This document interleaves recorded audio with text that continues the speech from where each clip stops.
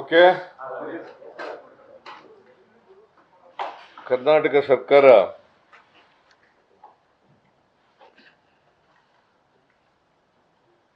ಬಹಳ ದಿನಗಳ ಕಾಲ ಕಾದು, ಸುಮಾರು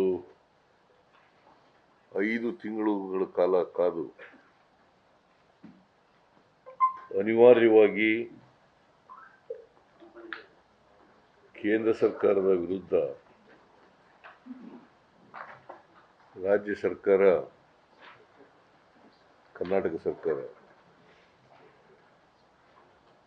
ಒಂದು ಪಿಟಿಷನ್ ಅನ್ನು ಸುಪ್ರೀಂ ಕೋರ್ಟ್ನಲ್ಲಿ ಇವತ್ತು ಹಾಕಿದ್ದೀವಿ. ಇವತ್ತು 23/3/2024 ಅದು ಇವತ್ತು 9:14-15 ಫೈಲ್ ಆಗಿದೆ. ಅದಕ್ಕೆ ಒಂದು ಎಂಡಾರ್ಸ್ಮೆಂಟ್ ಕೂಡ ಕೊಟ್ಟಿದ್ದಾರೆ. ಫೈಲ್ ಆಗಿರೋದಕ್ಕೆ ಎಂಡಾರ್ಸ್ಮೆಂಟ್ ಕೊಟ್ಟಿದೆ. ಯಾಕಂತಂದ್ರೆ ಅದು ಇಮಿಡಿಯೇಟ್ ಆಗಿ ತಗೊಳಕ್ಕಾಗಲ್ಲ. ಈಗ ವೆಕೇಶನ್ ಇದೆ ಸುಪ್ರೀಂ ಕೋರ್ಟಿಗೆ, ಮುಂದಿನ ಒಂದು ವಾರ ವೆಕೇಶನ್ ಇರೋದ್ರಿಂದ ಅದ ನಂತರ ತಗೊಳ್ತಾರೆ.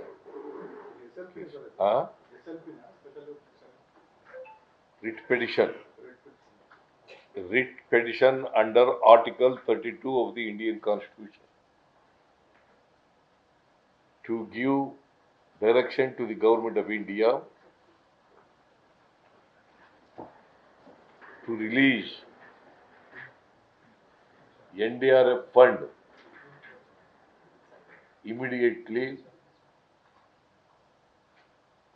which is supposed to be released by Government of India according to law.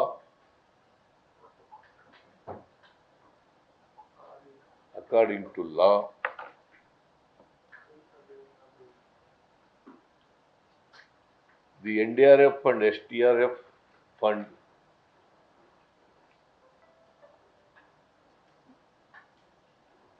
they are to be constituted under the Disaster Management Act, which is a central law. ಕನ್ನಡದಲ್ಲಿ ಹೇಳ್ಬೇಕಾ? ಕನ್ನಡದಲ್ಲಿ ಹೇಳಿದ್ರೆ ಇಂಗ್ಲಿಷ್ನಲ್ಲಿ ಹೇಳಿರ್ತೀರಿ, ಇಂಗ್ಲಿಷ್ನಲ್ಲಿ ಕನ್ನಡದಲ್ಲಿ ಹೇಳಿ. ಆಮೇಲೆ ಯಾರು ಇಂಗ್ಲಿಷ್ನಲ್ಲಿ ಕೇಳಕ್ ಕೊಡುದು.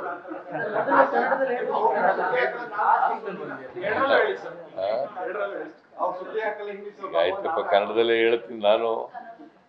I love Kannada always.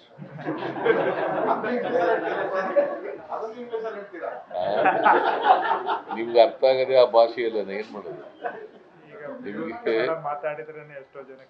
ಅರ್ಥ ಆಗೋದಿಲ್ಲ. ಈಗ ಓಕೆ, ಕನ್ನಡದಲ್ಲಿ ಹೇಳ್ತೀನಿ. 32ನೇ ವಿಧಿ ರಿಟ್ ಪಿಟಿಷನ್ಗೆ ಅವಕಾಶ ಕೊಟ್ಟಿರ್ತಕ್ಕಂಥ ವಿಧಿ. ಅದು ಸಂವಿಧಾನದಲ್ಲಿ it's a heart and soul of the constitution. Article 32 is a heart and soul of the Constitution. Okay, ಅದಕ್ಕೆ ಮ್ಯಾಂಡಮಸ್ ಕೊಡಬೇಕು ಅಂತೇಳಿ ಡೈರೆಕ್ಷನ್ ಕೊಡಬೇಕು ಗೌರ್ಮೆಂಟ್ ಆಫ್ ಇಂಡಿಯಾಕ್ಕೆ ಅಂತೇಳಿ ನಾವು ಒಂದು ಪಿಟಿಷನ್ ಅನ್ನು ಸುಪ್ರೀಂ ಕೋರ್ಟ್ ಮುಂದೆ ಹಾಕಿದ್ದೀವಿ. ಇವತ್ತು ಸುಪ್ರೀಂ ಕೋರ್ಟ್ ಮುಂದೆ ಹಾಕಿದ್ದೀವಿ. ಸುಪ್ರೀಂ ಕೋರ್ಟ್ಗೆ ರಜಾ ಇರೋದ್ರಿಂದ ಅದು ಇಮಿಡಿಯೇಟ್ ಆಗಿ ಅದನ್ನು ಮೆನ್ಷನ್ ಮಾಡೋಕ್ಕಾಗಲಿಲ್ಲ, ತಗೊಳಕ್ಕೂ ಆಗಲಿಲ್ಲ. ಸೊ ಒಂದು ವಾರ ರಜಾ ಇದೆ. ಅದಾದಮೇಲೆ ಕೂಡಲೇ ತಗೊಳ್ತಾರೆ ಅಂತೇಳಿ ನಮಗಿರ್ತಕ್ಕಂಥ ಮಾಹಿತಿ. ನಿಮಗೆಲ್ಲ ಗೊತ್ತಿದೆ, ದೇಶದಲ್ಲಿ ಒಂದು ಡಿಸಾಸ್ಟರ್ ಮ್ಯಾನೇಜ್ಮೆಂಟ್ ಆಕ್ಟ್ 2005 ಇದೆ. ಅದು ಪಾರ್ಲಿಮೆಂಟ್ನಲ್ಲಿ ಪಾಸ್ ಆಗಿರ್ತಕ್ಕಂಥ ಆಕ್ಟು. ಇಟ್ ಇಸ್ ಕೇಂದ್ರ ಸರ್ಕಾರದ ಕಾಯ್ದೆ.